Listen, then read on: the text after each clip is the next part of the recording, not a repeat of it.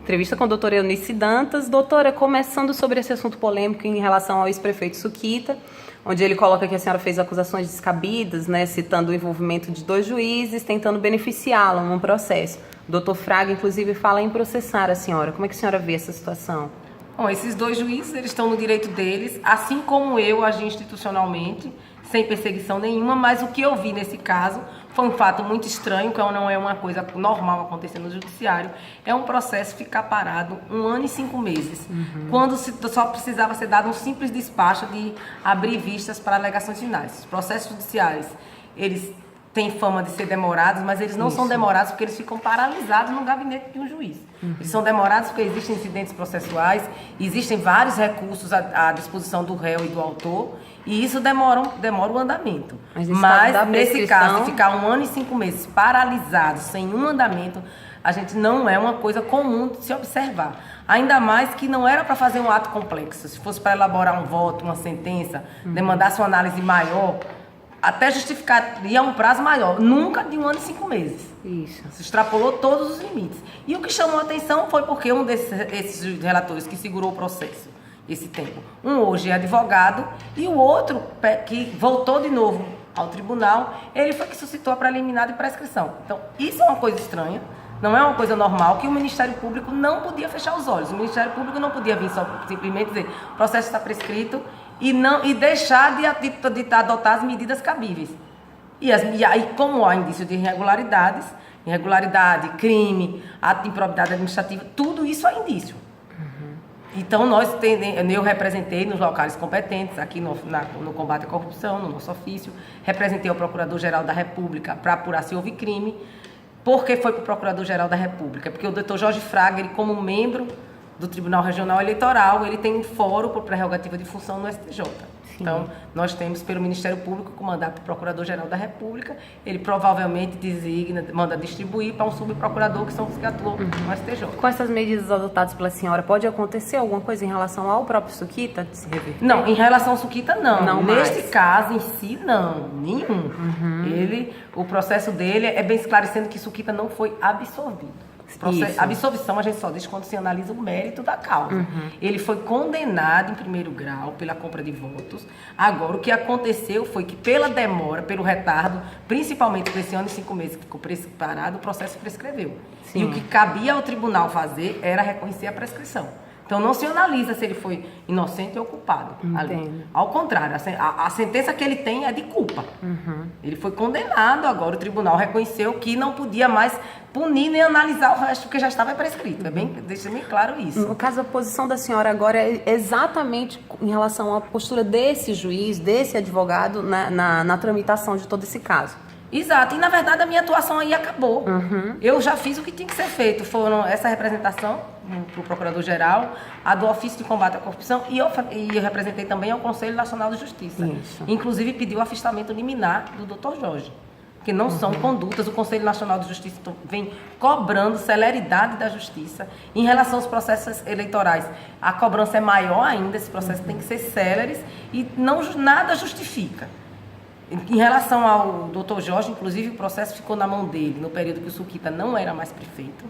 Ele já tinha que ter dado um despacho mandando que o processo retornasse ao 1º grau, e ele só foi fazer isso em agosto, sendo que desde janeiro o Suquita não era mais prefeito. Sim. Doutora, a OAB se manifestou em relação ao episódio, defendendo que suas acusações foram graves e precisam ser apuradas, mas que a senhora fez insinuações, né, que ultrapassaram do exercício, eles acreditam, das suas atividades, e foi desrespeitosa. O que a senhora avalia em relação a essa postura da OAB? Isso soma de alguma forma? Eu só digo o seguinte, eu atuei institucionalmente. Os fatos foram graves e mereciam uma reprimenda grave. Então, para mim, elas foram proporcionais à gravidade dos fatos. O fato de eu ter noticiado isso no TRE não é nada ilegal. Nos outros julgamentos... Inclusive, surpreendeu, né? Todos foi uma surpresa, mas acontece isso. Isso é muito comum. Você está julgando no tribunal e, de repente, um membro verifica que aquilo ali pode ser um crime, um ato de improbidade, e remete ao Ministério Público. E, em alguns casos, quando é verificado inicialmente por aqui, pela Procuradoria, a gente já informa, olha, o processo eleitoral, nossa manifestação na questão eleitoral é esta. Mas, além da questão eleitoral, houve um fato grave, que pode ser um crime, improbidade administrativa, e o Ministério Público já tomou a providência. Isso já foi feito em outros julgamentos. Esse caso chamou mais atenção porque a gravidade dos fatos envolviam um ex-juiz e um juiz da corte. Mas não é uma atitude que o Ministério Público faz com frequência e é uma obrigação legal nossa. Eu estaria cometendo um crime de prevaricação se eu visse isso, vendo que havia indícios de irregularidade e eu simplesmente fizesse uma manifestação pela prescrição e não dissesse nada. Eu fiz pela minha obrigação legal. Doutora, um desentendimento, ou quem sabe uma troca de farma semelhante, aconteceu nacionalmente no mesmo período, até uma coincidência, em relação ao ministro Gilmar Mendes e o Procurador-Geral da República, Janoty. E ele fala sobre o atraso, né, da Procuradoria em relação à Operação Lava Jato, né, das investigações, a posição, na verdade, até da Procuradoria em relação à Operação Lava Jato. O que a senhora pode dizer em relação assim, à postura que a Justiça precisa adotar, de forma até unificada, né, para que o cidadão não seja prejudicado, para que realmente seja cumprido, né, as posições de justiça em relação a esses crimes? O que precisa é celeridade.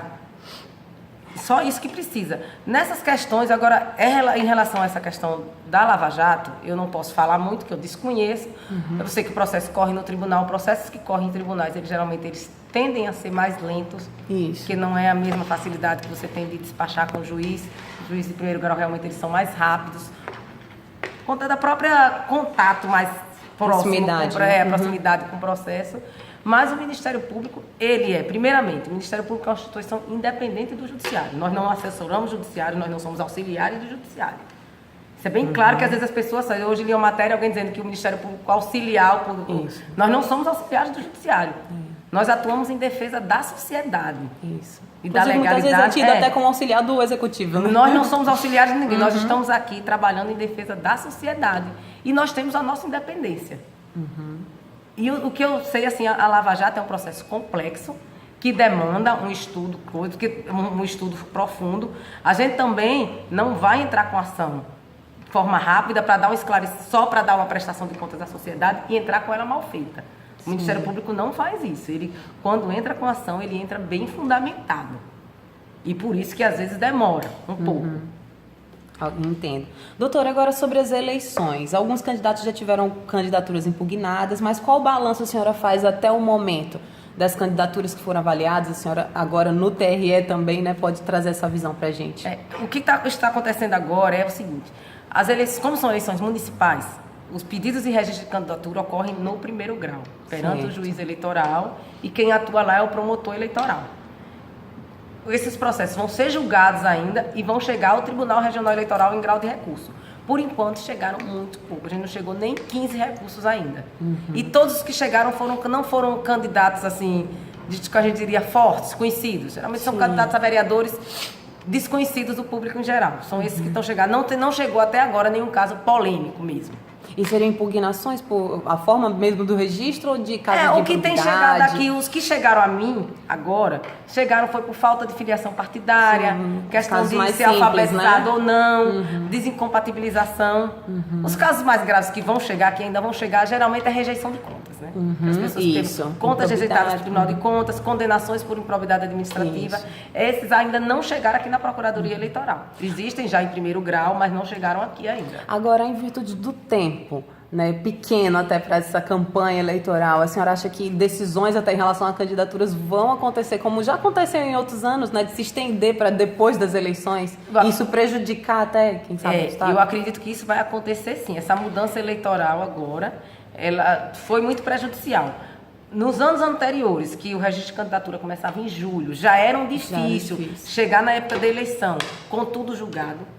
Quanto mais agora, que começou dia 15. Ou seja, nós estamos... Praticamente só 45 dias de campanha. Exatamente, e nós já estamos no dia 9, só temos esses pedidos de registro de candidatura que chegaram aqui, quase todos que chegaram, inclusive o TRE já julgou.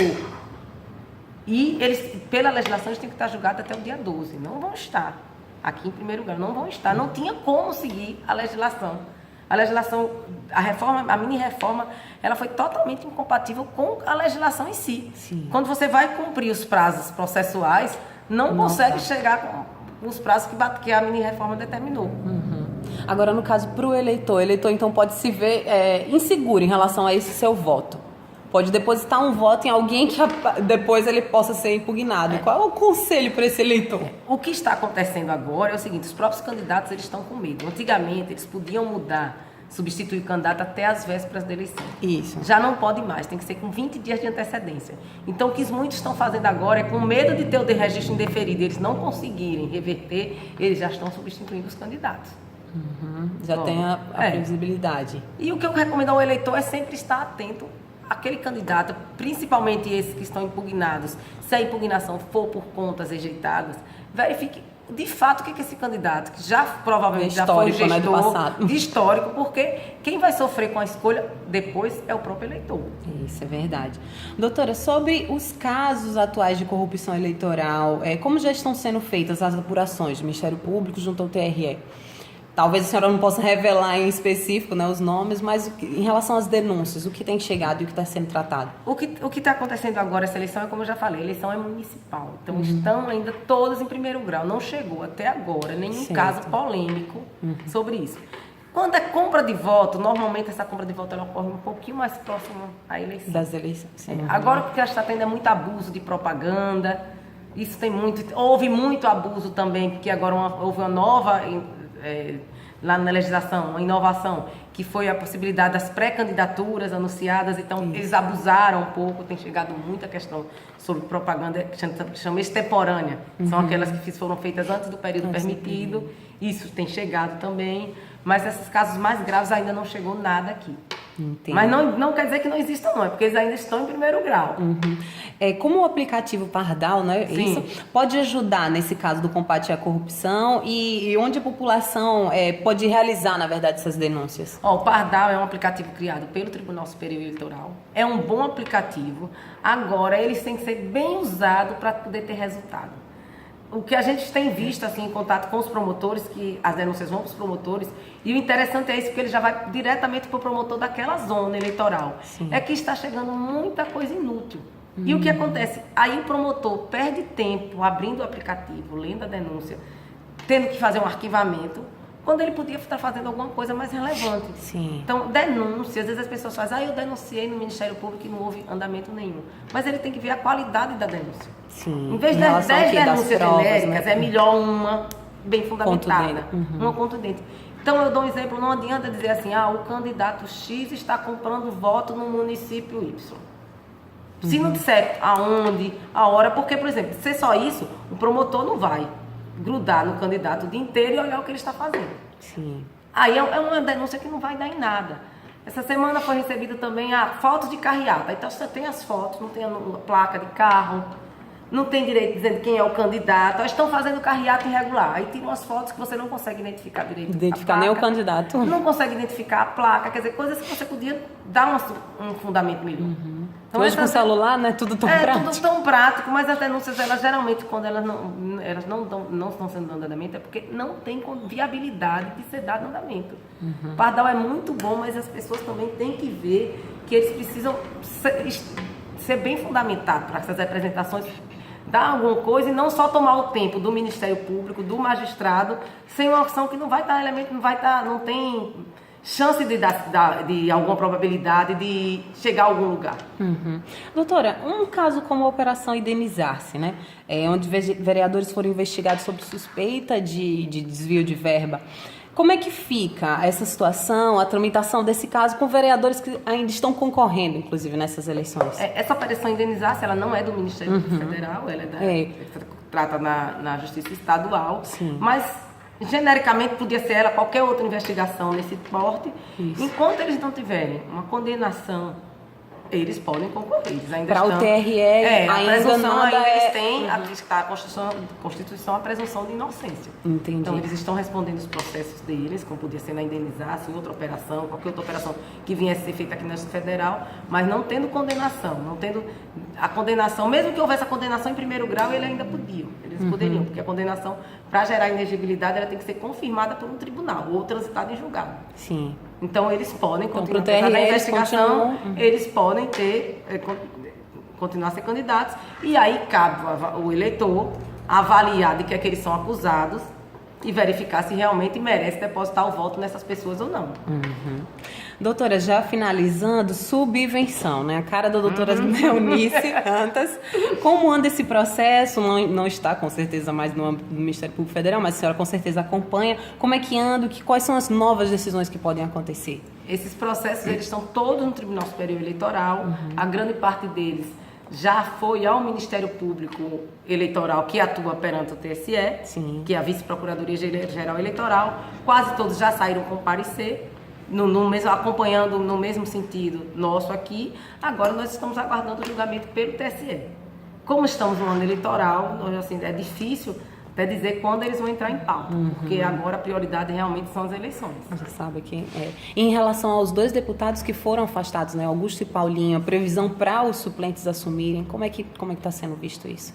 Essa questão também não está incerta ainda, porque em relação à questão eleitoral, como o recurso ainda é um recurso que a gente chama ordinário, eles permanecem no cargo. O afastamento deles não foi por conta da decisão da Justiça Eleitoral. Sim. Foi por conta, já consequência ainda da investigação da subvenção, foi movida a ação criminal, improbidade administrativa também contra eles, mas na Justiça Estadual. Eles estão afastados por decisão de lá. Ok. Doutora, para concluir, suas considerações finais aí para o eleitor nessas eleições de 2016. Eu espero que o eleitor tenha consciência de quem ele vai votar. Ele analise o perfil de cada candidato, verifique aqueles, inclusive, que já exerceram algum cargo eletivo, o que é que eles fizeram de fato pela população e tenham consciência, analise a questão da ficha limpa, ficha suja, se esses candidatos têm condenação, mesmo que não sejam aquelas que gerem inegibilidade, mas avalie todo o perfil do candidato, porque depois eles vão ter que aguentar aquele candidato 4 anos, então votem em quem realmente vai trabalhar em prol da sociedade e não quem está ali só pensando em seu benefício próprio. Ok, obrigada, doutora.